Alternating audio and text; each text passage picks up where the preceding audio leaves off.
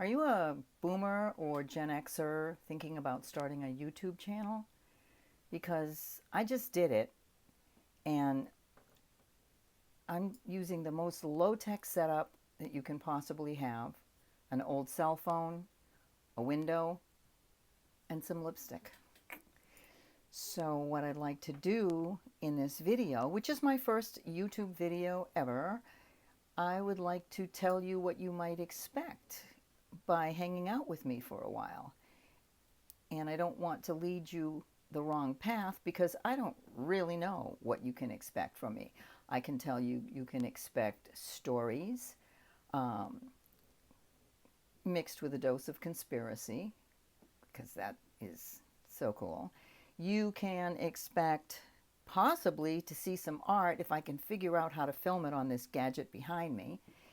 And you can expect wisdom from a woman who's kind of been dragged over the coals, but here I am on the other side of the coals. So I'm Cherie Burlington. I'm a New Hampshire boomer. I'll be 70 in April.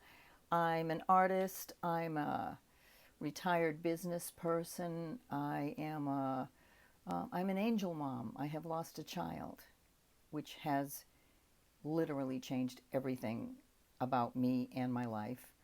I I have been searching for meaning and community all of my life since I was a kid. I'm a different kind of person, and I don't I don't fit well in this world, but I keep trying.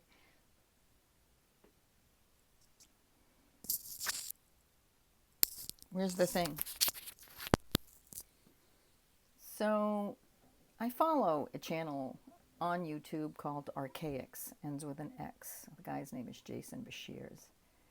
And he calls people like me who question everything and don't seem to be from this planet, which is my words, not his, he calls us errants. And if you look the word up, an errant is someone who doesn't follow the rules, is generally non-compliant, does things their own way, whether it serves them or not, doesn't like to be told what to do, and is often a problem and a curiosity to family and friends.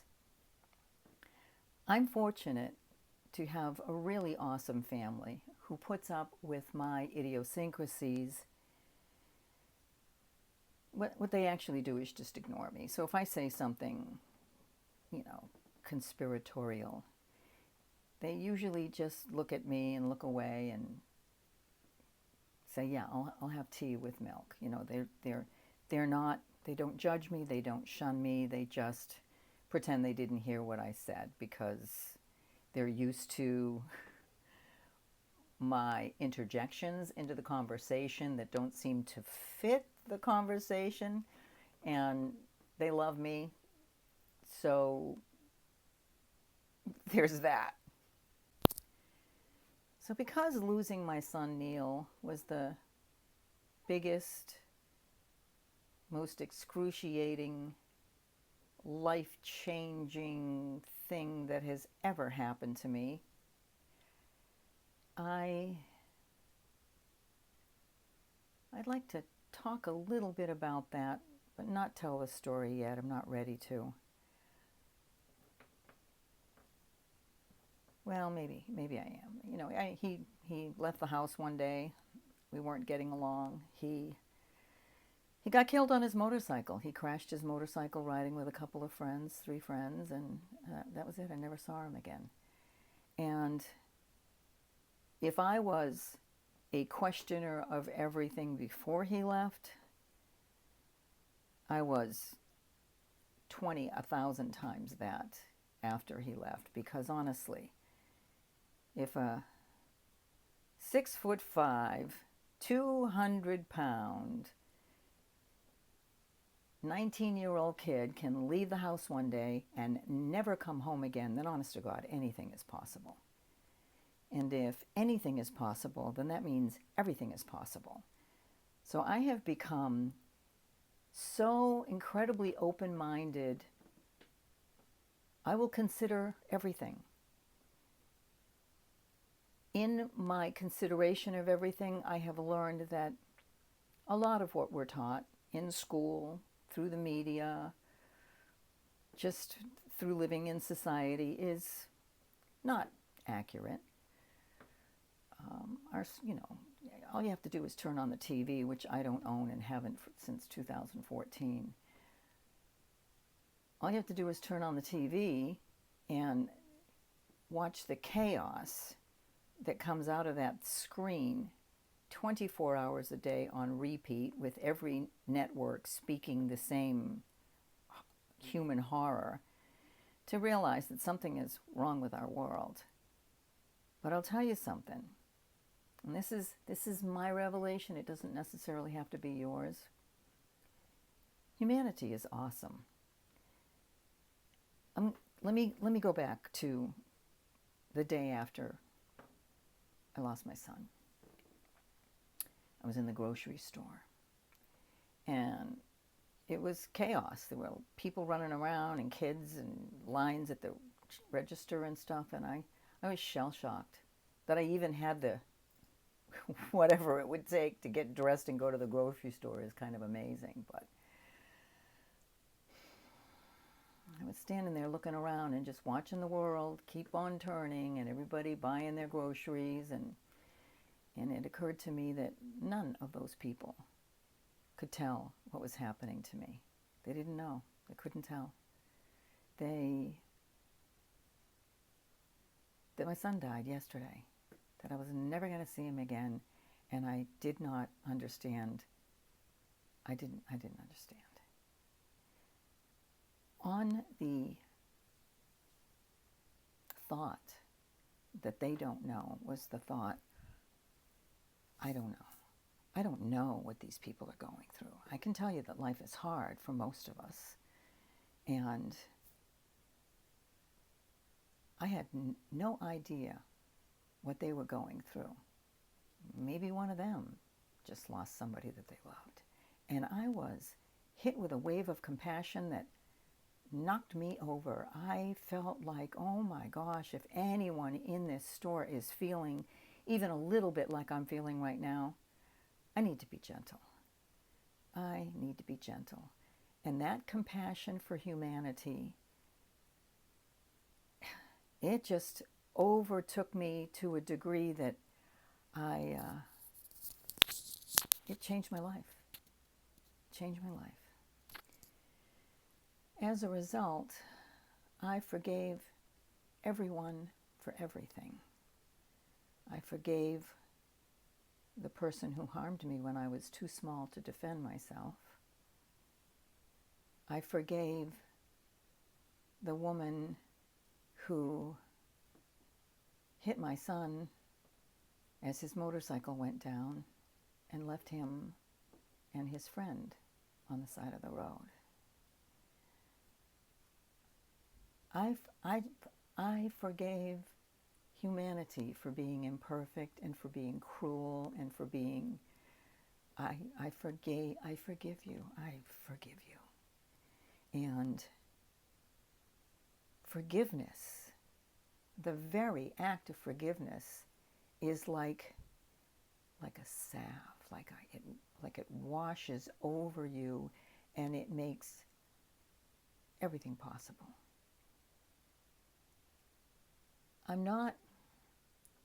He'll be gone.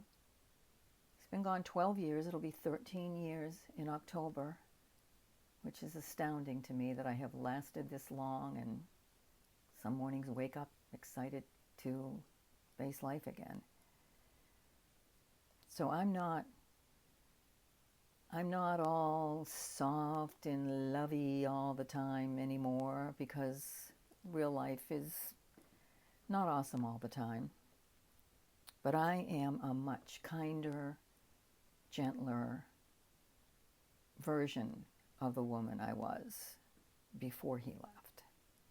The woman I was before he left was cynical and sarcastic, which I'm still really good at, but a lot of cynicism, a lot of anger, a lot of repressed anger, which can kill you. And I just thought people were idiots, and I mostly just wanted them not near me. I'm still fairly protected. It's been a long life, guys, and it hasn't always been awesome. So I spent a lot of time alone, which is part of the reason I'm here sitting in front of you today, because it's lonely it can be lonely being me. My self-imposed asylum is self-imposed, and I call myself an introverted extrovert. Some people thrive with being around people, and they are energized by it. I'm depleted by it, and I have a certain amount of time where I can be funny and friendly and charming and talkative and engaging and all of those wonderful things. And then I reach a point where I'm done, and when I'm done, I have to go. I need to be alone. I need to be alone with my books and my meditation and my cute little house and my art and all of the things that restore me to some level of sanity. I'm not sure what else I have to say today, but other than cutting out awkward pauses, which it'd be easier just to leave them in, because even though I was tech savvy, I've been retired for 3 years and I have broken up with tech, and I don't even like my computer anymore. But I have to figure out how to cut out those pauses, because I'm sure half of you will be rolling your eyes and saying, get to the point. Anyways, I'm going to keep this first YouTube video ever short, and it's definitely not to the point, because I have no idea what the point is. But I'm going to post this tomorrow, because tomorrow is New Year's Day, and why not start out 2025 doing something fun and scary? Anyways, it was a pleasure being in front of you today. Wait, hold a minute. Okay. It's not a pleasure. This is wicked awkward. I am not good at this. Clearly, I am a talker, but I'm not an organized talker. I'm a meanderer. So I'm going to meander away from my phone and off to a restaurant with a friend, and I will try to be a little more organized with my thoughts when I come back the next time, because eventually I will figure out how to do this. So maybe I'd like to sign off with famous last words. I could make a thing out of this. So my famous last words are always, question everything. Question everything. Nothing is the way that it seems. I've learned these things. My name is Cherie Burlington. You know the thing that they do at the end of the videos, the routine, the like, the subscribe. I'm going to come back and talk some more, and if you're interested in hearing what I have to say, do those things, and then you'll hear from me again. Nice to talk to you. See you. Bye.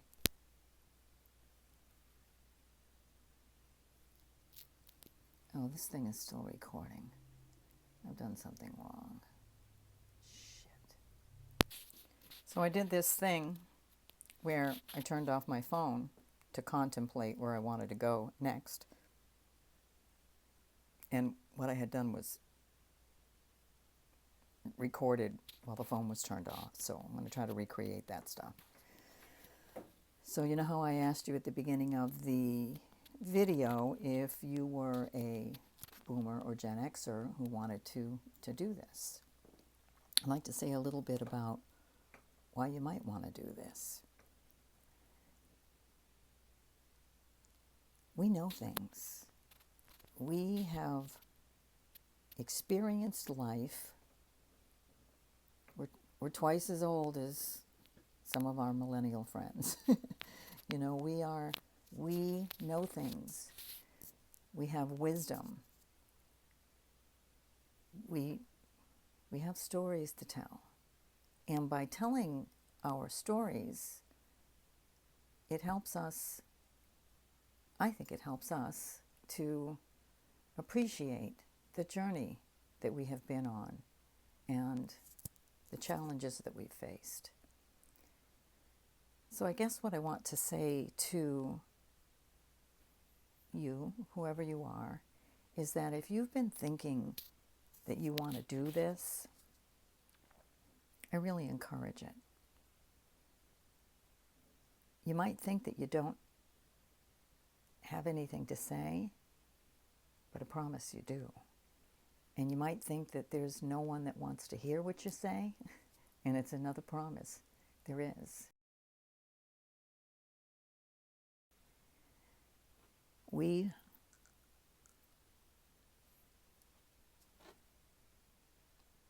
You have something to share with the world that can come only from you.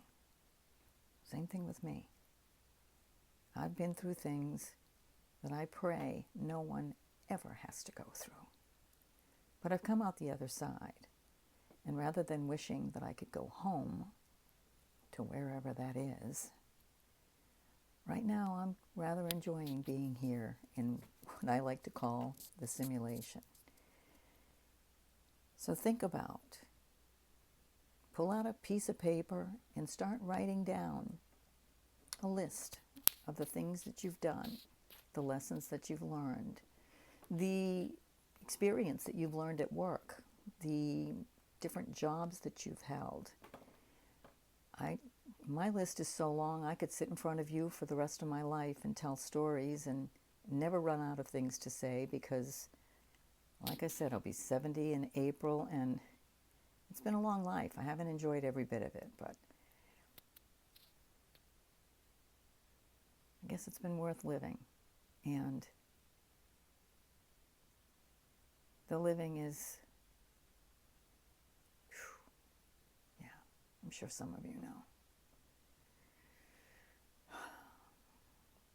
Pick up your phone, put on some lipstick or not, and sit in front of a window, and you'll see the lighting is very unreliable, but do it and keep talking to your phone until eventually you forget you're talking to your phone.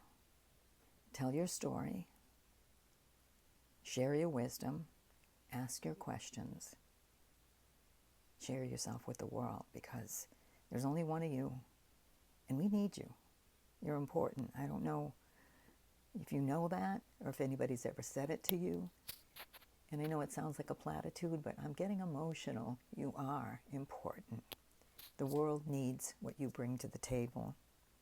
We need to hear your story. So, all right, I'm going to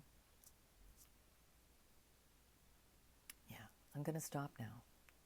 I'm going to stop trying to make funny faces and putting my head back so you can look up my nose, because I'm watching these videos when they're done, and they're not awesome. But